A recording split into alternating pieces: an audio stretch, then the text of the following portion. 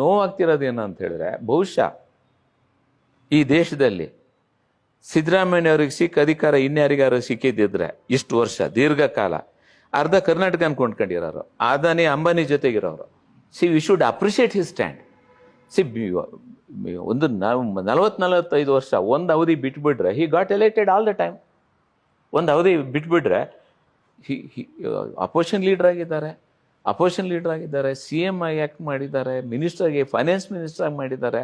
ಈ ಈ ಪ್ರಾಪರ್ಟಿಗಾಗಿ ಹಲವು ಅಂತ ಅಗತ್ಯನೇ ಇರ್ತಿರ್ಲಿಲ್ಲ. ಡಾಕ್ಯುಮೆಂಟ್ರಿ ಎವಿಡೆನ್ಸ್ ಅಗ್ನೆಸ್ಟ್ ಸಿದ್ದರಾಮಯ್ಯನವ್ರದ್ದು ಲೆಟ್ರ್ ಇದ್ದರೆ, ಅವ್ರದ್ದು ಪ್ರೆಷರ್ ಇದೆ ಅನ್ನೋದಕ್ಕೆ ಏನಾದ್ರು ಒಂದು ಅಲ್ಲಿಂದ ಇಲ್ಲಿವರೆಗೆ ಏನಾದ್ರು ಒಂದು ಡಾಕ್ಯುಮೆಂಟ್ ಇದ್ದರೆ ಆ ನಂತರ ಅದಕ್ಕೆ ಪ್ರಭಾವ ಬೀರಿದ್ದಾರೆ ಅಂತ ಆಗ್ಬೋದು ಅಂತ ಹೇಳಿದೆ. ಇದರೊಳಗೆ ಏನಿದೆ?